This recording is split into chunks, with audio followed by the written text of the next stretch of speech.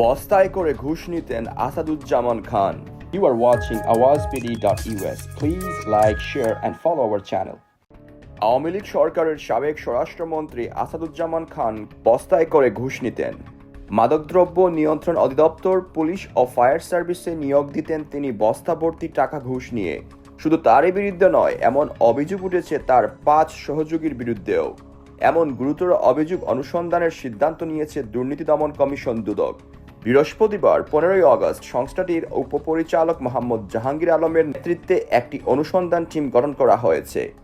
আসাদুজ্জামান খান ছাড়াও যাদের বিরুদ্ধে অনুসন্ধান শুরু হয়েছে তারা হলেন মন্ত্রীর সাবেক একান্ত সচিব ও অতিরিক্ত সচিব ডক্টর হারুন অর রশিদ বিশ্বাস, যুগ্ম সচিব ধনঞ্জয় কুমার দাস, প্রশাসনিক কর্মকর্তা মোল্লা ইব্রাহিম হোসেন, সহকারী একান্ত সচিব মনির হোসেন ও জনসংযোগ কর্মকর্তা শরীফ মাহমুদ অপু। দুদকের উপপরিচালক মোহাম্মদ আক্তারুল ইসলাম এসব তথ্য জানিয়েছেন। এর আগে গত মঙ্গলবার সাবেক স্বরাষ্ট্রমন্ত্রী ও তার পরিবারের সদস্যের ব্যাংক হিসাব জব্দ করে বাংলাদেশ ফাইন্যান্সিয়াল ইন্টেলিজেন্স ইউনিট। দুদকের উপপরিচালক আক্তারুল ইসলাম জানান, কমিশন সভায় সাবেক রাষ্ট্রমন্ত্রী আসাদুজ্জামান খান কামাল ও তার সহযোগীদের বিরুদ্ধে সিন্ডিকেট করে বস্তায় বস্তায় ঘুষ বাণিজ্যের অভিযোগ শিরোনামে একটি অভিযোগ জমা হয়। সেটা অনুসন্ধানের জন্য তদন্ত কমিটি গঠন করা হয়েছে।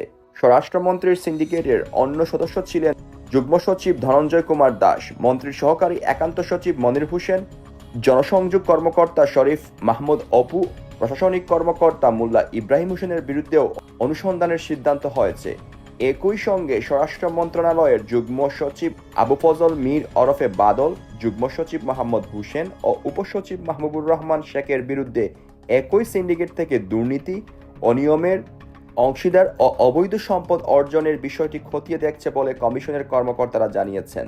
দুদকের আরেক কর্মকর্তা জানান, সাবেক স্বরাষ্ট্রমন্ত্রীর বিরুদ্ধে এ তদন্ত কমিটি পুলিশের শীর্ষ পর্যায়ের সাবেক ও বর্তমান কর্মকর্তাদের দুর্নীতির খোঁজখবরও নেবে। কোনো কর্মকর্তা তাদের লাভজনক পদে পোস্টিংয়ের জন্য সাবেক স্বরাষ্ট্রমন্ত্রীর কাছে বিভিন্ন সময় ঘুষ ও উপহার দিয়েছেন, সেটিরও একটি তালিকা করা হবে। এ তালিকায় পুলিশের অন্তত অর্ধশত বর্তমান ও সাবেক কর্মকর্তার নাম রয়েছে। সাবেক স্বরাষ্ট্রমন্ত্রীর বিরুদ্ধে দুদকে জমা হওয়া অভিযোগে বলা হয়েছে, আসাদুজ্জামান খান কামাল স্বরাষ্ট্রমন্ত্রীর দায়িত্ব পাওয়ার পর থেকেই ঘুষ হিসেবে বস্তায় ভরে টাকা নিতেন। পুলিশ, মাদকদ্রব্য নিয়ন্ত্রণ অধিদপ্তর, কারা অধিদপ্তর ও ফায়ার সার্ভিস থেকে এ টাকা আদায় করা হতো। এজন্য তৎকালীন অতিরিক্ত সচিব ডক্টর হারুন অর রশিদ বিশ্বাসের নেতৃত্বে সিন্ডিকেট গড়ে তোলেন তিনি। টাকা আদায় বা উত্তোলনে মূল ভূমিকা পালন করতেন ডক্টর হারুন অর রশিদ বিশ্বাস।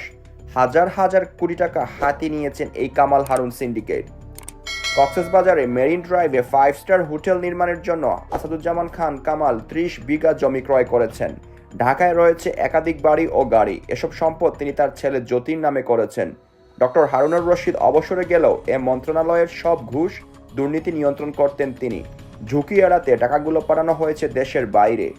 অভিযোগে আরও রয়েছে, বিভিন্ন জেলায় পুলিশ সুপার নিয়োগে সর্বনিম্ন 1 কোটি টাকা থেকে 5 কোটি টাকা পর্যন্ত নিত এই চক্র। এই সিন্ডিকেটের আশীর্বাদ ছাড়া পুলিশের কেউ কোনো জেলায় বা গুরুত্বপূর্ণ পদে পদায়ন পেতেন না।